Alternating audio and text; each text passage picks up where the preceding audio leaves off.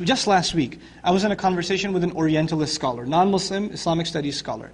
And their biggest thing, I don't know if you saw this documentary, I think it was on the Discovery Channel if I'm not mistaken, on the Quran. And they talked about how the Quran is not actually preserved, and it's all these different parchments, and they found this other version of it, the Dead Sea Scrolls, right? And it's missing some surahs and all of this kind of stuff. Is the Quran really what it was then? Or is this just a myth that the Quran we have now is the same as then? Let me tell you something about the Western textual criticism of the Quran. These people are incredibly smart at pulling off scams. And they sell a scam really well. And if you don't know the scam, you'll say, oh my God, makes sense. He's got a PhD, he must be telling the truth. It's on TV, how can that be wrong? Right? That's our standard at this point, the level of intellectual depth the Ummah has, right? I saw this documentary and it shook my iman. Seriously? It should have made you laugh. It should have made you laugh. When somebody tries to spit at the sun, it comes back on their own face. That's what they did. They spit on their own face. Let me tell you something about this. In the West, I'll start very logically, because this is again a very important concept for all of us to have that gives us confidence in deen. When you want to preserve a document, there are two ways. Written archive and oral tradition. There are only two ways of preserving a document historically. What are they again? Written archive or oral tradition. Written archive means you write it down. Oral tradition means you memorize it and make somebody else memorize it and make somebody else memorize it, and that's how it's passed down. Okay.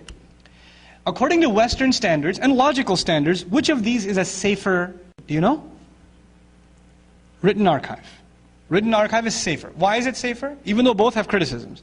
If I start at that corner, I say to one brother, brother, I'm going to whisper something in your ear. I want you to whisper it to the next person. I whisper in his ear, Ahmed punched Kareem. Okay? Ahmed punched Kareem in the stomach. That's all I told him. Ahmed punched Kareem in the stomach. He whispers it to the next brother, then the next brother, then the next brother whispers it to the next, and the next. By the time we get over there, Ahmed gutted Kareem's stomach out, burnt his house down, and then blew up the neighborhood. Okay? Every person adds 1%. And by the time you go through 500 people, how much has been added? 500%. This is an error of oral communication. It's a problem of oral communication. Okay? Even if you change one word, and the next changes just one word, those one words can add up. They can add up. So the argument in Western criticism is an oral tradition goes through lots of changes. Logical, very logical. Okay, let's keep that in the back of your mind. Now come to written tradition. They didn't have Xerox back then. They didn't have scanners back then either. So if you have a book, and you wrote it out, the only way to duplicate it is what? Write another one. If you are, and is it handwritten or machine written? Handwritten. And in handwritten archives, is it possible you made a mistake? It's possible. And then this book has one mistake, and then this book with one mistake went, and it got duplicated. Is it possible another mistake will happen? It's possible, right? These are possibilities, and these guys love talking about possibilities, let me tell you. Right? So now they say, okay, and by the way, in the West, when they talk about historical documents, do they pride themselves over oral traditions or written traditions in the West?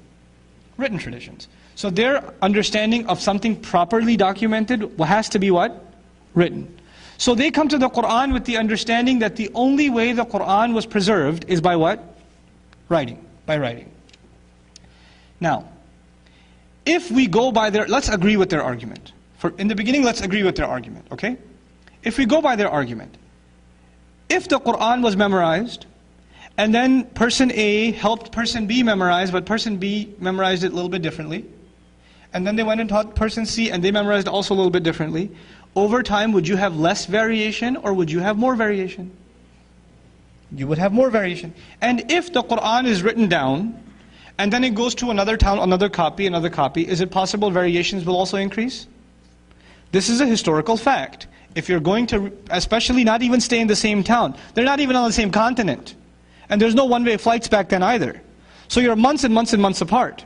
And you can't even make a phone call and say, no, you've got the wrong version. If you want to get the information to them, you've got the wrong version, you're going to be traveling for 6 months. And in those 6 months, it may have spread even more. In other words, if there is one variation, it can become 10,000 variations without the ability to control the information. You understand? And how long has this spreading of information been going on? 1400 years plus. In other words, by going purely by Western standards, we should have so many versions of the Quran, they should be in the millions. No two people can probably have the same Quran if we go by their standards. Now come to our time. You take a kid who memorized Quran in Jiang province, China. And then you take a kid who memorized Quran in Somalia. And you take a kid who memorized Quran at IQA. And they're hanging out together one day. And one is reciting Baqarah. And one speaks Chinese, one speaks Somali, right? One speaks English. They can't talk to each other, but one's reciting Baqarah. Can the other one correct him? They can. The fact that the Quran was primarily preserved by making it easy to remember. There is no document in human history that was predominantly protected by memorization. Memorization is a way to create variation, but in the Quran's case, memorization became a means to create unity and the lack of variation. What is usually associated with too much variation now became no variation at all, and their only answer to that is there must be some conspiracy by which they stopped all these other versions from coming out. Can you help me? Has there been any other conspiracy where there's no leaks? Millions of people from different civilizations memorizing the same exact thing. And Allah saying miraculously, وَلَقَدْ يَسَّرْنَا الْقُرْآنَ لِلذِّكْرِ. We no doubt made the Qur'an easy for remembrance, and for dhikr includes memorization. Allah made it miraculously easy for memorization. Tell me any other document that has this kind of preservation. And if they say, we don't know if the Qur'an's preservation is intact, let's put it to the test. Let's make a giant vault, put all the copies of Qur'an in there, get rid of them. How long before in Richardson we come up with a new copy of Qur'an? Through our hufad, in this zip code. We don't even have to go to the next zip code. You can cut off our internet access and phone lines too. And how long before they come up with another Bible? Think about it. Even another copy of the United States Constitution. Let's just do that. That's not even thousands of years old. That's a couple of hundred years old. Let's just take it away and let's see if they can come up with it. Word for word. Let's see how long that takes them and how long it takes us to come up with Quran again.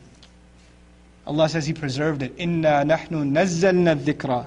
He preserved it in a way, even if you try to corrupt it. There were attempts to make surah, they publish copies of Quran, it's called Furqan, I think it's called, that's missing some surahs. They say it's the politically incorrect surahs are taken out. And the Muslims are so, how dare they? Don't you have to worry, it's okay. What are they going to do?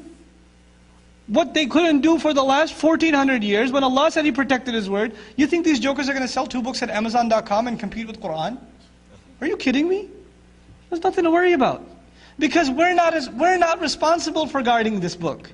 Inna nahnu nazzalna dhikra wa inna lahu lahafidhun. It is only we who are taking responsibility of guarding this book. This is Allah's responsibility. And He made it in a way that the only way to get rid of Quran is to wipe out the entire population of Muslims from the face of the earth simultaneously. That's the only way. Get rid of 1/5, 1/4 of the world's population. That's the only way left to get rid of Quran. In other words, over time, documents become less viable, less valid, and this is the only text that only becomes more valid. You know the biblical studies? In biblical studies, did you know that in most Bible scholars that are doing PhDs from universities here, Bible scholars, they no longer believe that the Bible is historically accurate. They don't believe it.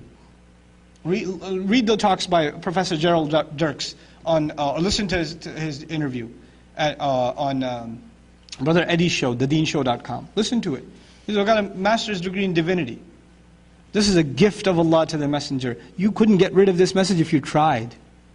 Not if you tried. You know, he used to be so worried. Am I going to forget the ayat? He used to be so worried. He used to rush his tongue. لا تحرك به لسانك لتعجل به. And Allah told him, إن علينا جمعه وقرآنه. We've taken it upon ourselves to gather it and to have it communicated, have it recited. Look how Allah took that responsibility away from the messenger. Took it off his shoulders. الذي أنقض ظهرك. He took it off his shoulders. Sallallahu alayhi wasallam. These are from the gifts Allah Azza wa Jal has given him. The last point I will make before you is the following. After we list all these things that come under Kawthar, and Allah has given those to him, how is he supposed to thank Allah? You know, you can only thank. The thanks, the reaction should be in accordance with the action. How do you take these infinite gifts and how can you ever respond? I don't even know where to begin. You know when somebody does a huge favor to you, you say, I don't even know what to say. You're at a loss. I don't even know what I can do for you. I can never repay you. Right? When we appreciate what Allah has given His Messenger, sallallahu alaihi wasallam, the thing that comes to mind is how is he to repay this? What can Allah expect from him now? He can't come up with anything, so Allah gives it to him. Fasalli. Pray. Make salah. The first act of gratitude to Allah is salah. The first act of gratitude. He didn't say washkur. I've given you a lot, so thank me. Washkur rabbak? No. Praise your master? No. Salli li rabbik. Pray to your master and then sacrifice. And by the way, this is the act of Ibrahim alayhi salam. Prayer and sacrifice is the legacy of Ibrahim alayhi salam. And Allah Azza wa Jal tells and says about him, Shakiran li an'umihi. He was grateful to the favors Allah had given him. And how did he show that gratitude? Prayer and sacrifice. Prayer and sacrifice. And this is what the Messenger is told. This is to give us a new appreciation, inshaAllah ta'ala, of these cardiovascular exercises we do 5 times a day. What they actually mean to Allah. What their value is to Allah. On the one hand, He put Al-Kawthar. On the other hand, He put Salah. SubhanAllah. What a gift this Salah is to the Ummah. What a gift this is. What a huge means by which we can make our case before the Day of Judgment. The first question to be asked is Salah, and there's a reason. There's a reason for that. May Allah Azza wa Jal give us an appreciation of His Word. May Allah Azza wa Jal remove from us an incorrect understanding of His Word. And not only should we beg Him to have a correct understanding of it, but in addition that we are able to live by it. And that the study of Qur'an, the memorization of it, the proper recitation of it, the acting upon it, all of this is a case in our favor on the Day of Judgment and not a case against us. Barakallahu li wa lakum fil Qur'an al-Hakim wa nafa'ni wa iyyakum bil ayati wa dhikr al-Hakim. Wassalamu alaikum wa rahmatullahi wa barakatuh.